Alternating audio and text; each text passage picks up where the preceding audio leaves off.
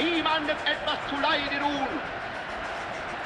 Allein, niemals werden wir von unserem Recht beweichen und niemals ein Leid erdulden. Stets werden wir die Ehre über alles stellen. Und wenn wir nach 10 Jahren uns dann hier wieder treffen werden, dann wollen wir wieder, ohne rot werden zu müssen, zurückblicken können auf die dann abgelaufene Zeit. Und ihr, meine Männer, ihr seid mir verpflichtet, dafür zu sorgen, dass wenn dieser nächste Appell nach 10 Jahren hier stattfindet... Mia madre ci abbracciò e ci mise le mani sul capo per darci la benedizione. Aveva capito che era arrivata la fine e disse: non ci vedremo più. I tedeschi che urlavano, bastonavano e mia madre ebbe paura non per lei, ebbe paura per noi e disse: adesso andate. Non l'ho più vista.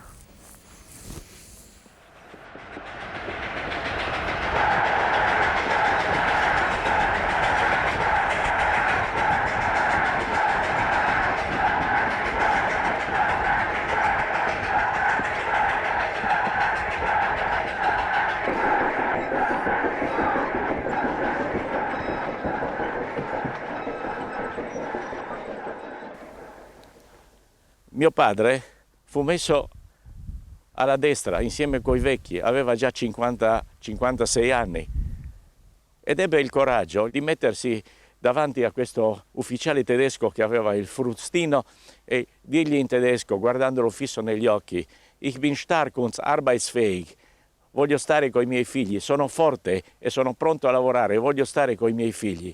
E il tedesco gli dette col frustino alla sinistra ed ebbe salva la vita. Visse ancora 3 mesi con noi.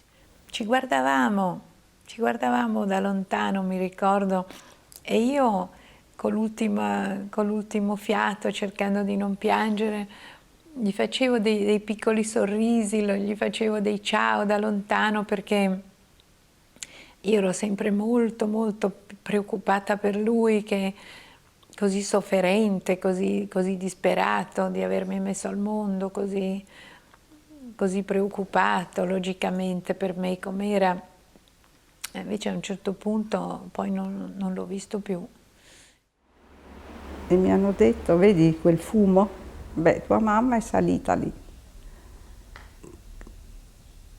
Tutti quelli che sono andati sui camion sono morti subito quella sera come siete arrivati.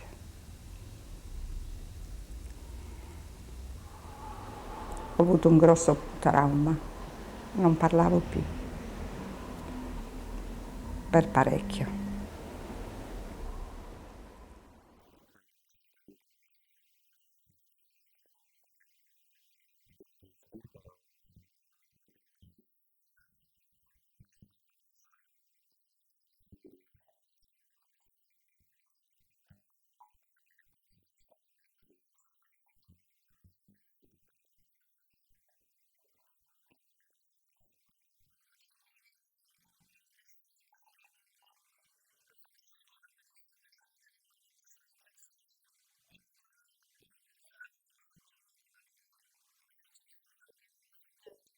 Camminare in quei luoghi, vicino alle rotaie che portavano all'ingresso del campo,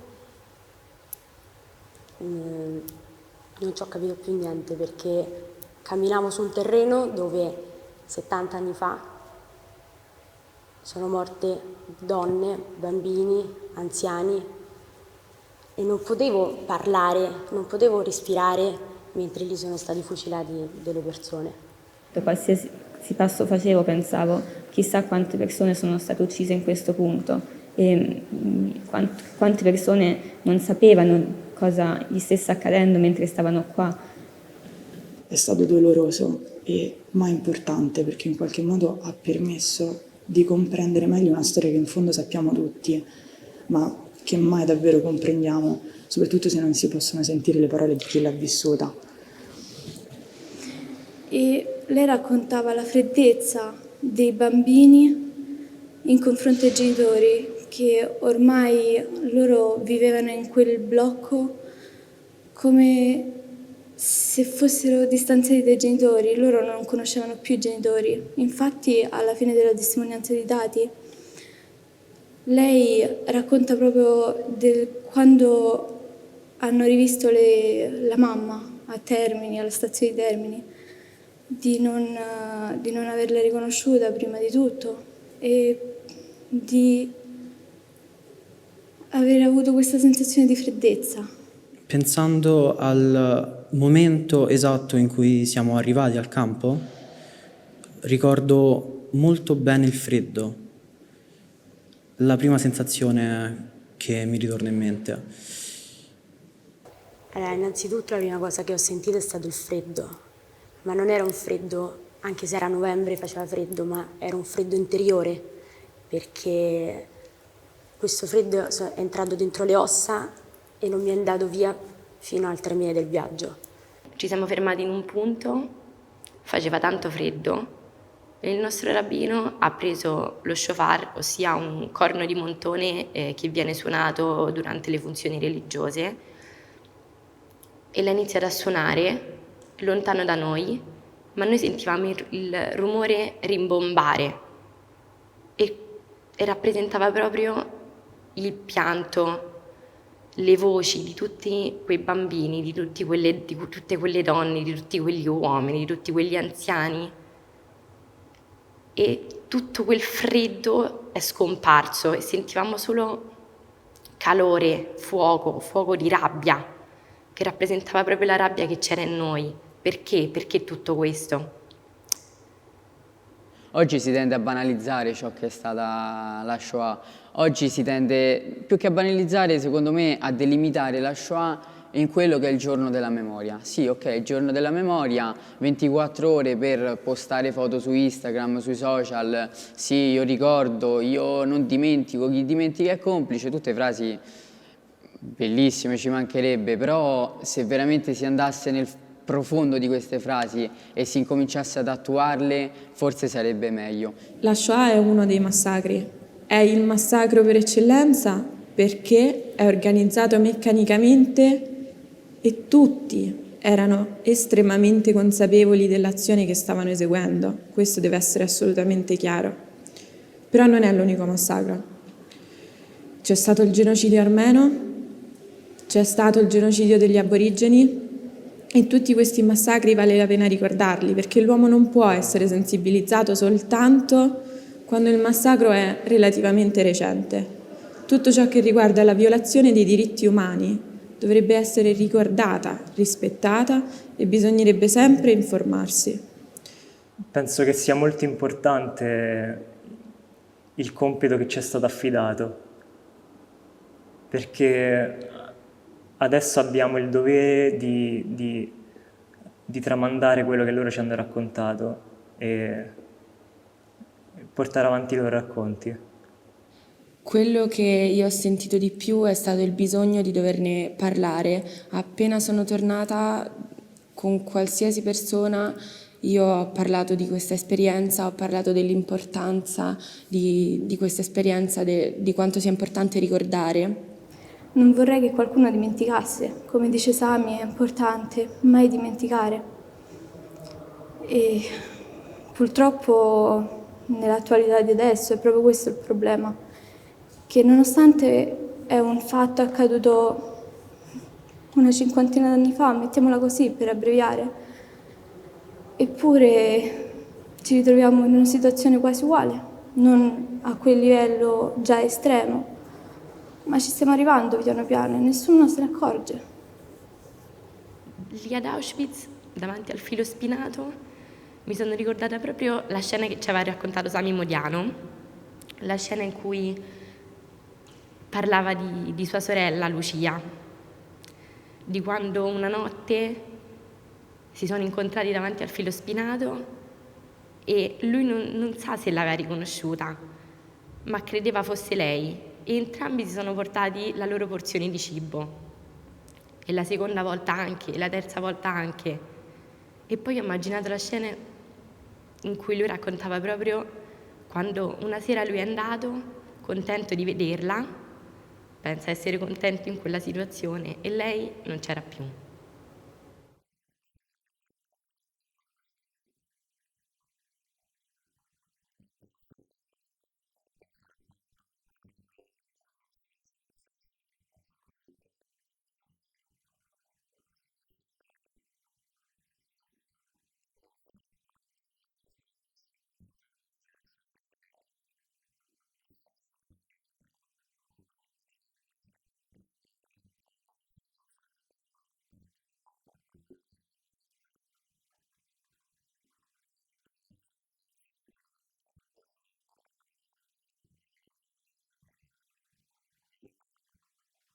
E nella mia mente proprio questa immagine è chiarissima, è come se Sami me l'avesse proprio fatta rivivere con la sua esperienza, con la sua testimonianza, con la sua sofferenza. Lui era lì con la voce rotta, con le lacrime agli occhi, che ci raccontava questo, ed è stato qualcosa che veramente non si può dimenticare. Mentre ti racconta la sua storia personale, i suoi piccoli avvenimenti, ha la voce carica di emozioni, di sentimenti che ti fanno comprendere fino in fondo quello che è stato.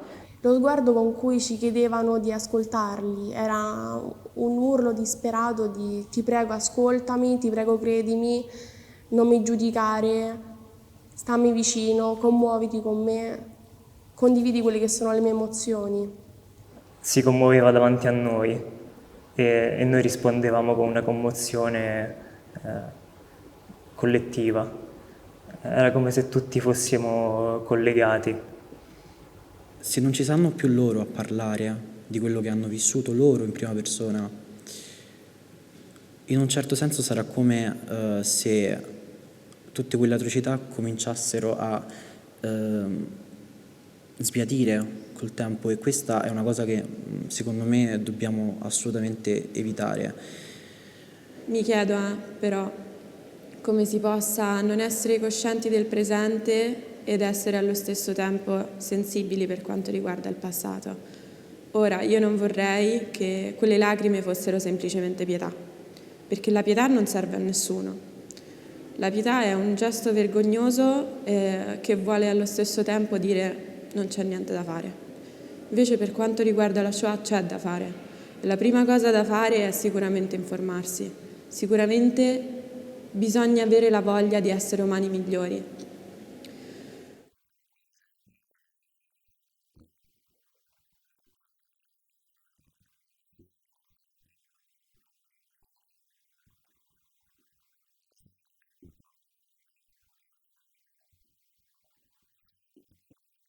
Noi dobbiamo capire che andare ad Auschwitz, secondo me non si dovrebbe banalizzare questo viaggio come un pellegrinaggio che si fa una volta nella vita e resta là la tua esperienza. No, tu devi andare là, devi tornare da là, soprattutto le persone che hanno avuto la fortuna di farlo con i testimoni, e ogni momento deve essere importante per esternare qual è stata la tua esperienza.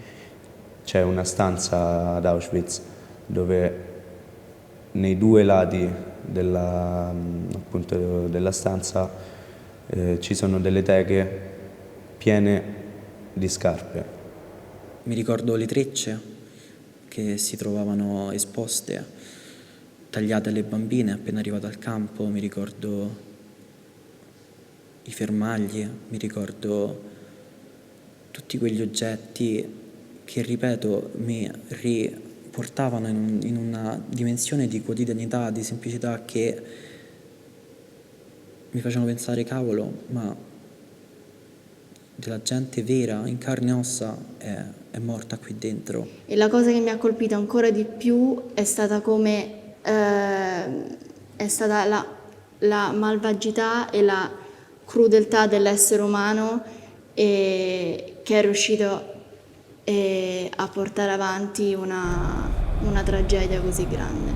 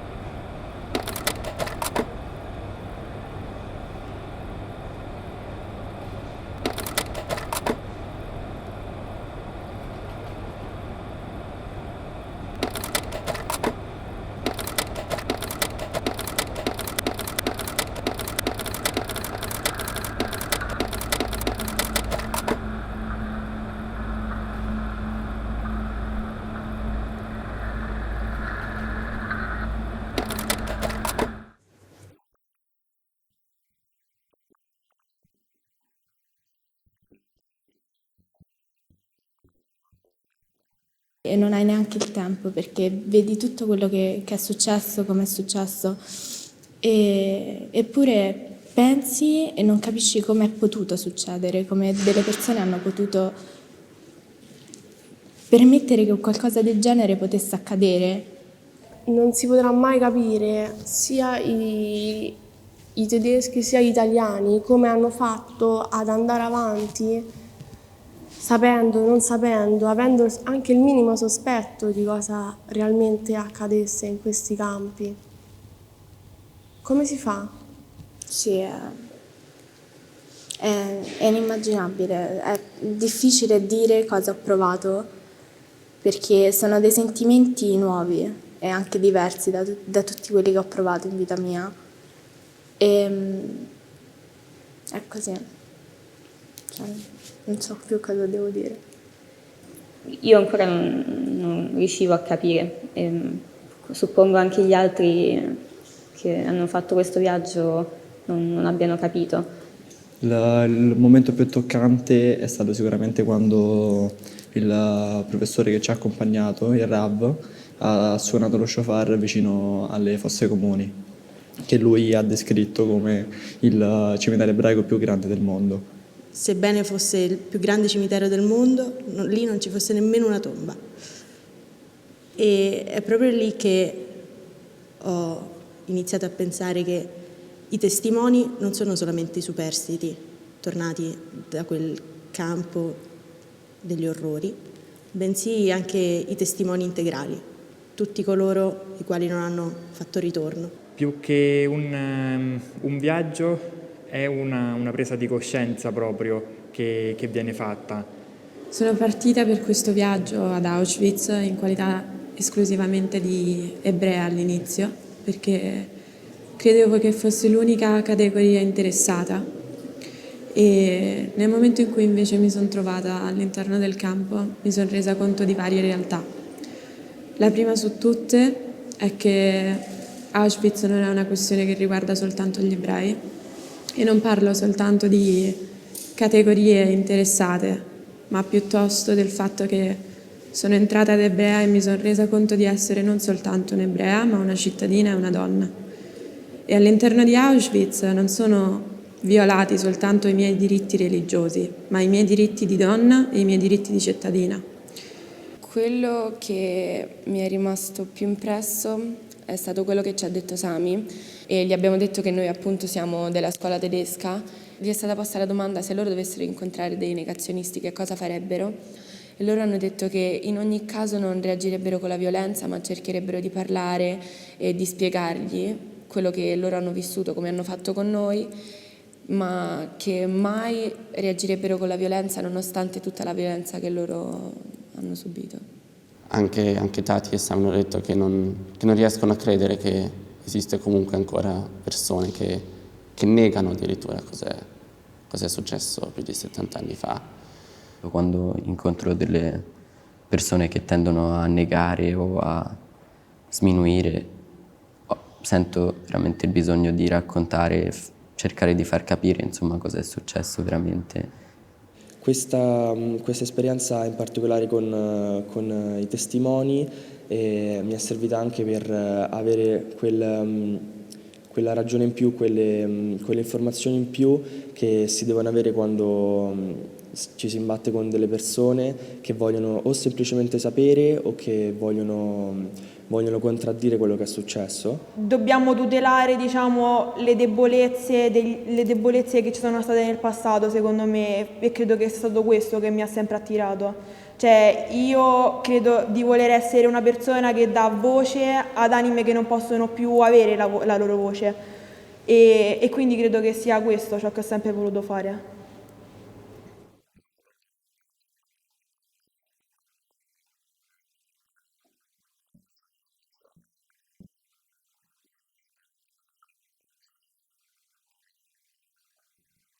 Prendere un essere umano e lasciarlo in quella condizione tale che poi non possa più ritrovarsi nel mondo, trovarsi in un posto che lui non può più chiamare mondo, non può più chiamare casa. Credeva in Dio, poi ha smesso di credere in Dio, non aveva più un punto fermo nella sua vita e penso che questa sua esperienza sia stata fondamentale anche per noi, per tutte quelle volte in cui ci sentiamo persi, che non lo siamo davvero, perché non abbiamo mai passato quello che ha passato lui. Ed è stato utile tutto questo anche un po' per riflettere sulla nostra vita, almeno nel mio caso. Una storia di persone, una storia di reale, che sia lontana dal semplice fatto storico, ti porta a una capacità di entrare in quello che è stato, che è sconvolgente. Sì, si può leggere sul libro di storia, si può vedere un'immagine o un video, però l'esperienza non la si può cancellare, le emozioni che si provano lì in quel luogo non si possono cancellare. E anche incontrare persone che magari prima la pensavano in un certo modo, dopo il nostro racconto magari è cambiato qualcosa. Volevamo accendere quella scintilla per far cambiare il pensiero delle persone.